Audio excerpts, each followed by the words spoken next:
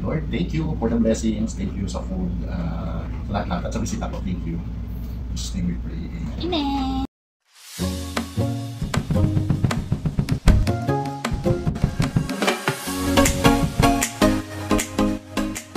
Yay! Excited kami! Hello! Parang nagkado, no? Parang live mo. Tapos, Nakibahay. ano natin, iingitin natin. Oo, nakibahay ako dito. Nakikain. Wala tayong diet today, sir. Kailangan. Nakalimutan ko muna ng... Hindi, pag tayo lang naman, pag sa labas naman, hindi. Diet muna tayo. So we have dilis and tuyo. With tomato. Balance naman, sir. Dilis, tuyo, Yes. pipino, and kamatis. So, pwede lang. Ano ka magkamay? Oo, magkakamay ako. Wow! Sarap.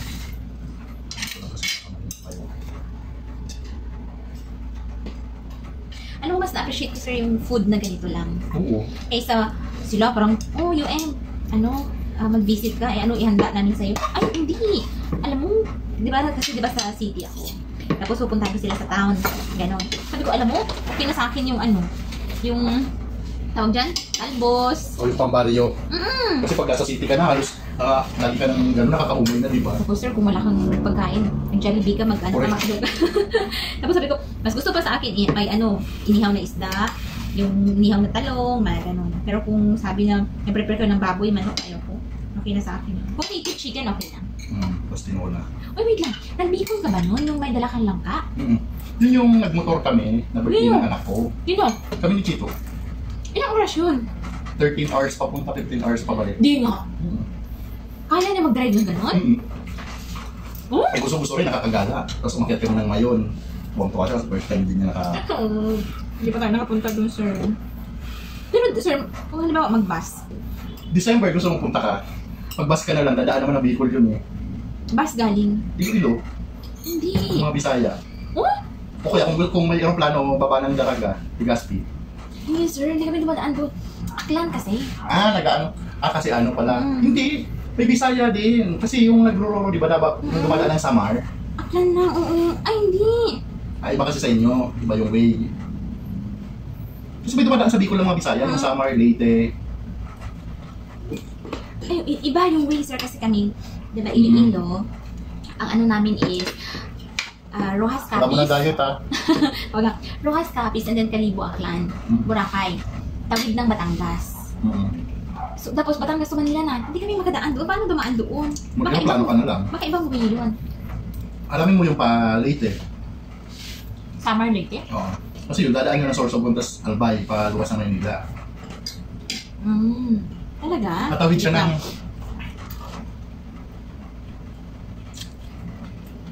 Diet pa rin guys naman kasi kamatis yung nga lang nagkaroon ako ng rice.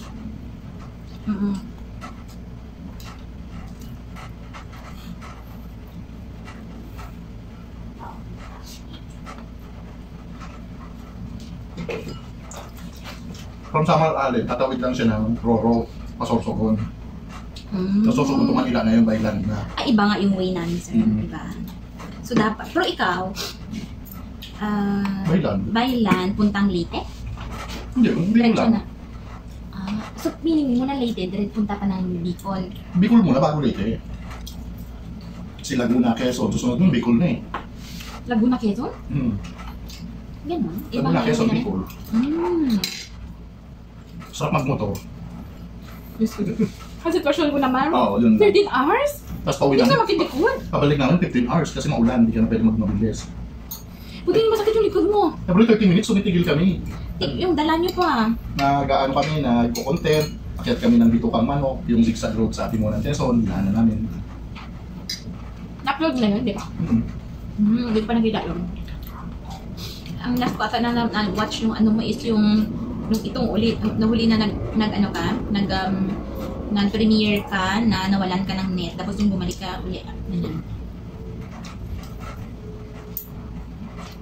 Baka nga yung Ondas, ano kami, San Nicolas, Pangasinan, yung bago doon sa tuktok ng bundok na... Paano mo na-discover yung place na gusto mong puntahan?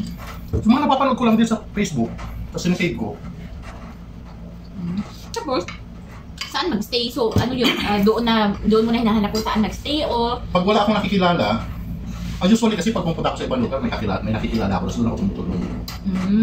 Pero pag kami ni Chito, so far naman, ang overnight, natulog lang kami na nagpahinga kami. Nagutan kami ng short time, nung nagbagyo kami, kasi kami umalis dito, natulog kami na alas 2 kasi antok na rin siya. Pero may mga budget hotels din doon? Affordable? Na on the spot, maka-reserve ka? Sabi ko naman sa bahay kami. Enjoy na isa. Sana gumaling na ako. Hindi ko makatravel na matagal. Hindi ka lang nga natin, hindi ako tutuloy. Oo nga. Saka pag may lupa na ako dun. Pero plano pa nga lang, isang oras pa lang yun na steady sa posisyon. Ang hirap na hirap ako. Dapat gumagawa pa. Oo, tapos hindi nga ako makadampot ng ganun. Diba? Pag maglaba, hindi na ako pwedeng nakaupo.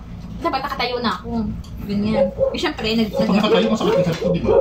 At yung legs ko, ganun. Kaso mas masakit kapag nakayuko ako. Tapos, ano ka tawag mo? Yung hindi kasi siya gumagaling ba? Yung parang nagtitreatment ako, mawala lang siya during the treatment, pero babalik siya.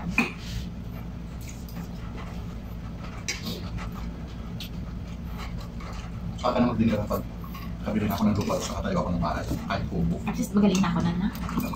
Hindi, at least kahit paano. Istihan na tayo na.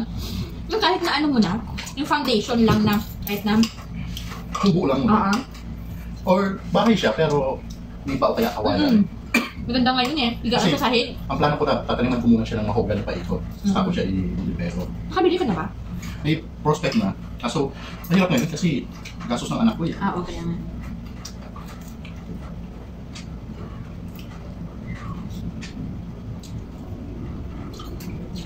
Sarap naman, balance yung pipino, kamatis at saka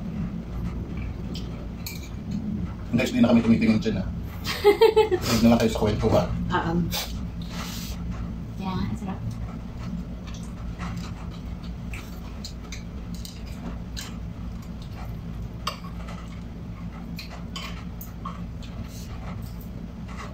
Simple life, simple food, no?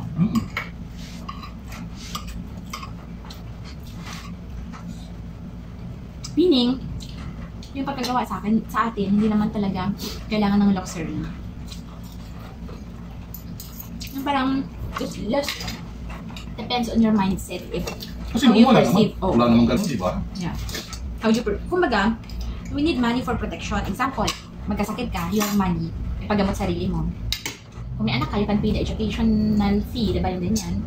Tapos, kung may bilhin ka ng sakit, pang-travel ka.